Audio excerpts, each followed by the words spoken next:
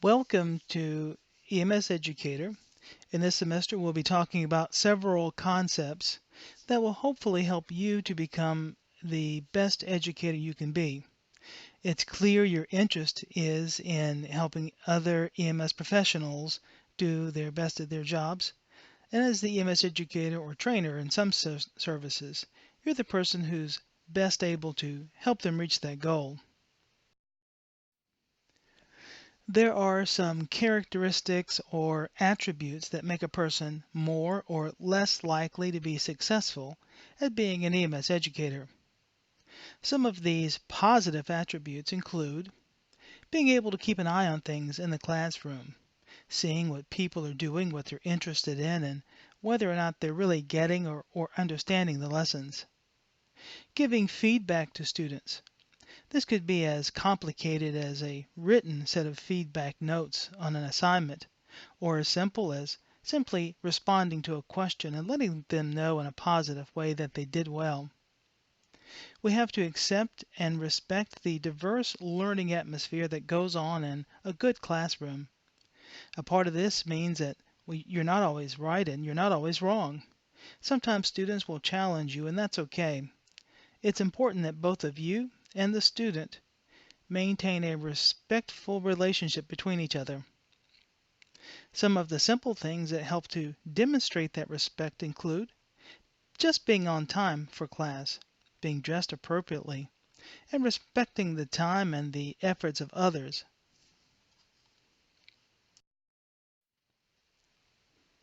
Now, we mentioned some positives. There are some negatives that you can see in some teachers or educators.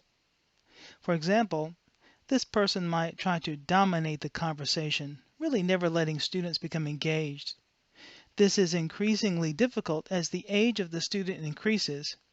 When you have an adult educator and an adult student, there is invariably the possibility that students might feel as though they're not being respected if they don't get a chance to chime in or join the conversation.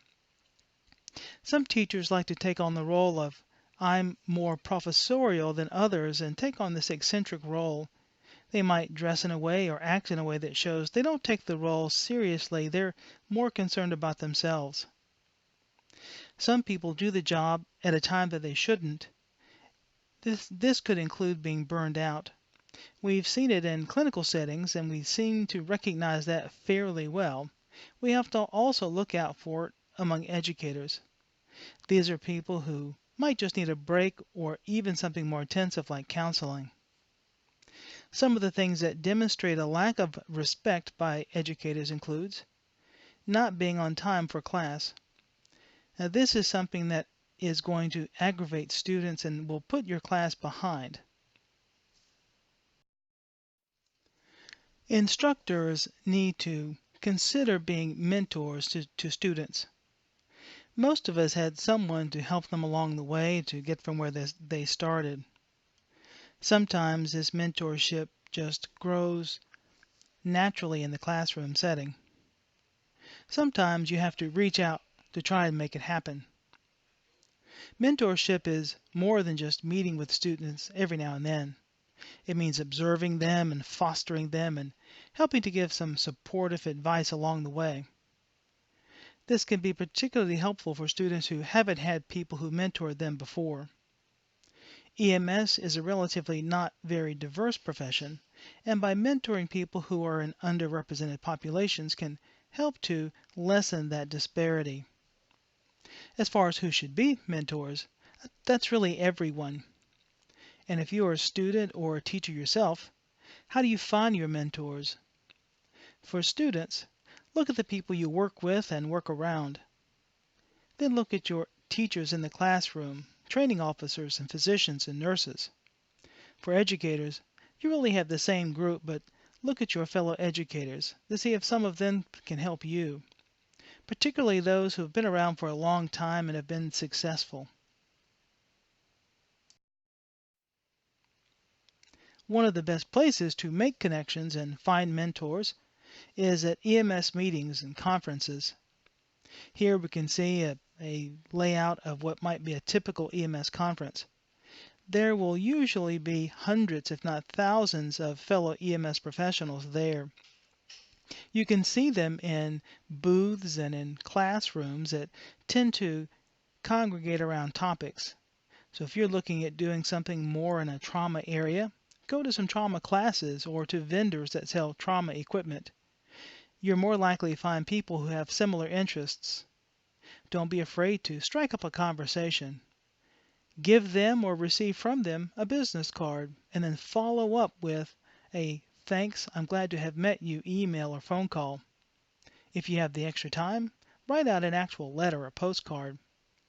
This will impress the person that you met and make them remember you better. Educators should make an effort to get everyone in the class involved in conversations. One way to do this is to encourage your class to engage in small group activities. Now, there are some downsides to these small group activities, but we're going to talk about some positives first. When the groups are together, it's a little bit less threatening for students and they're likely to engage in some fairly dynamic conversations, and that energy seems to feed upon itself. That way, they'll help each other in the group to find solutions to problems. Making these simple questions, open book questions, or something that they can collaborate on over the entire class might give you a chance to see some really good learning taking place. For you, the instructor, you'll be able to move from small group to small group to help to facilitate them if they need any encouragement or perhaps some redirection. One of the downsides for small groups is they can get sidetracked if they either find the answer quickly or they think they have. They might start to moving towards off-topic conversations or things like their cell phones. So for you, you want to be sure you move around enough to lead them in the right direction and keep them moving. You'll have to budget for each class. For some institutions like a college, that's probably not in the hands of the individual instructor, but you still have to budget your time. You'll need to prepare for when you're going to be there, when the students need to work, how much homework to give them, what's really a reasonable expectation. For other agencies, the instructor really has to manage everything. They'll have to actually come up with a budget number for things like the power, the rent, the heat, the cooling of the building, perhaps even renting the building. If your class is one that you don't hold regularly, you might have to have special advertising just to have people sign up. And if there's a certification card attached to the course, that's going to have to be paid for as well. There are a couple of overarching entities that regulate what instructors do with and for their students. For almost all of the colleges and university settings that we would be most commonly associated with, FERPA is a federal rule that acknowledges that students who are adults have control over their records. This is why an instructor can't just open up a student file and share it with an employer or someone else. You have to have the student's permission, except for some exceptions. For things like the student's safety, or perhaps there's a legal requirement to share that information. This is similar to what HIPAA says about healthcare records. COAEMSP is the accrediting body for EMS education programs at the paramedic level. In the future, that group may also accredit other levels like EMR, EMT, and EMTA, but for now, at the time of this recording, it's really just paramedic. These rules are accepted by most states as being their similar requirements for their state accreditation, but for this national one, it basically works in a way that this overriding group watches what you do and validates that you're following an accepted practice, and this accepted practice is likely to have positive results for your students. In order to impact the profession, educators should make an effort to be involved in committee work. This might be something local like a county medical association or state with your state's EMS office. Every state EMS office has some kind of a committee that usually brings in people from different backgrounds to carry out tasks like rewriting the medical standing orders or writing grants for equipment. On a national level, EMS educators and providers can engage in committee activity with groups like the National Association of EMS Physicians, National EMS Educators, and the NREMT. This committee work could include doing things like writing test questions for NREMT, writing regulations with various groups, and position statements for others.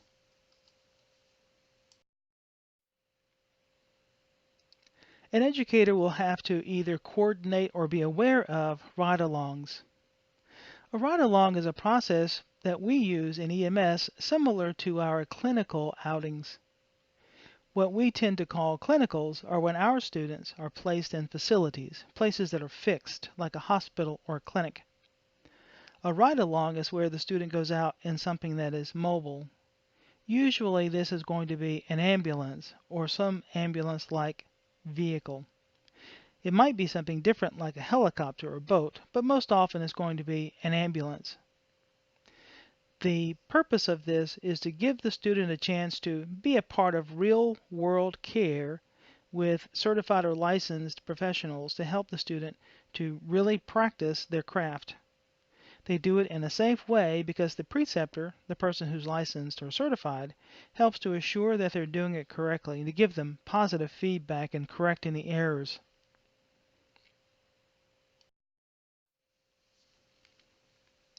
There will be times that you'll have some student issues. For example, I had a student come in once that had recently graduated, and the student told me that the problem was that the student had just run a pediatric cardiac arrest and the patient did not survive. And knowing the student and knowing what their grades were in class and having seen them in high fidelity simulations, I was confident that this student knew what to do. I was also confident that the student and the crew had done what needed to be done to follow the standard of care. However, the patient still did not survive, and this was a critical issue for the student. When these sorts of things occur, you need to be sure you're maintaining a safe zone for students to feel comfortable coming to you to share their thoughts and feelings. If it's something that you aren't equipped to manage, as I was not for this particular student, I got that student to some counseling services. It might not be something quite so dramatic with you and your student. It could be something that they'll simply want to have a clarification about a clinical matter that they'll come back to you later once you find the answer. There are some other issues that might be a bit more difficult to manage, like a student who is acting inappropriately in class or that comes to your office and says something inappropriate. Students might come to you for letters of recommendation. If that happens, you need to get a written permission statement from the student before you release anything about the student to anyone. For example, if you have an adult student in your class and the parent calls you up and says, "I'm paying the bill, I'd like to know how my child is doing." You're not allowed to say to that parent how the student is doing unless you get written permission to do so. For many classes, it's fun to take pictures of what the students are doing. As a general rule, you'll need to get a release from the students before you take and disseminate their photographs. Most programs probably have a statement in their handbook or something in the first day of class where the students will sign saying that they do or do not allow their picture to be used. If you do get a request for a letter of recommendation, here are some specifics you'd want to know. Exactly what it's for, to whom it's going, and if there is anything specifically the student who's asking needs to have in the letter. For example, if you get a student saying they want to apply to a job, find out what the job title is, who's going to receive that letter, and if the job is calling for someone with rescue experience, and you know that the student has a particular kind of rescue experience, you'd be sure and put that in the letter. If the student is applying to medical school, that would be a different letter with a different focus.